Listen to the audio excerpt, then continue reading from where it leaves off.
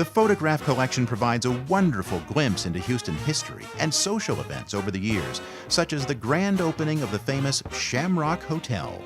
The hotel opened on St. Patrick's Day in 1949 on 15 landscaped acres at the intersection of Main Street and Holcomb Boulevard. The Shamrock Hotel was built by Glenn McCarthy, who was a wildcatter in Houston, and in many ways personified what people perhaps still think of Texans to this day. It was fabulous in every way, perhaps overdone to some degree. The Emerald Room was the big ballroom, all decorated in emerald green as a tribute to his Irish ancestry. And there were many exciting events that took place there. Approximately 50,000 attended what's reputed to have been the wildest party in Houston history. McCarthy was wearing dark glasses to hide a black eye, which he reportedly got in a fist fight when he met the train filled with celebrities who came for the party. The swimming pool was a 50-meter Olympic-sized pool with 3-meter and 10-meter diving boards, big enough to accommodate a boat pulling water skiers when they did shows in it. It was just one of the great features of Houston. They had various restaurants and shops and so forth in the hotel, which were fun to go to. The Cork Club was a nightclub in the hotel, and they had top-flight nightclub entertainment. The Shamrock became so popular with the city's social set that it was affectionately referred to as the Houston Riviera. Everything was pretty much a little extreme, but that was typical of Glenn McCarthy, who was known to be Edna Ferber's prototype for Jet Rink in Giant, which was her novel that was later made into the movie. It was a place to be seen. It was just a very glamorous place to be in Houston. It was unique.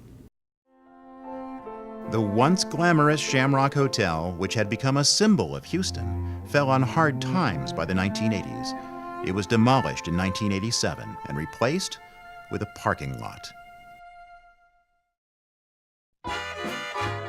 Included in the photographic collection are impressive photos capturing the grandeur of Houston's downtown movie theaters.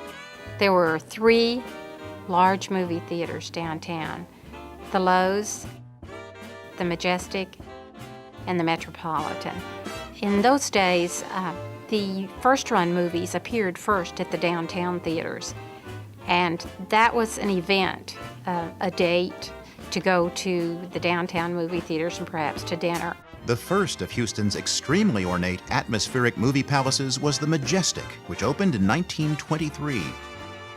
The interior featured reproductions of statuary and decorations from the Colosseum in Rome and the Parthenon in Athens. The Metropolitan Theater was decorated in the Egyptian style. Ceramic tiles created wall murals depicting pharaohs and a sphinx, which kept sentinel near the balcony. The Lowe's State Theater, built next door to the Metropolitan and designed by Alfred C. Finn, opened in 1927. It was the most elaborate Lowe's Theater outside of New York City. Interior furnishings on the mezzanine featured original French antiques from the periods of Kings Louis XIV, XV, and XVI. They were very elegant. It had a very luxurious feel. You felt like you were really going to a very special event instead of just going to a movie. The Majestic closed in September 1971. The Lowe's and the Metropolitan both closed in the fall of 1972. All have been demolished. Other photographs in the collection recall the life of Houstonians during World War II and give early views of Houston International Airport.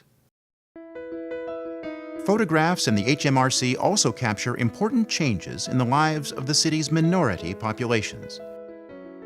In the spring of 1960, black students from Texas Southern University began a series of sit-ins to force equal service for their race at lunch counters. They staged the first sit-in in Texas on March 5, 1960, at a Weingarten's grocery store. The photographic collections in the Houston Metropolitan Research Center are some of the finest and most complete collections in Texas, providing an invaluable documentation of Houston's history.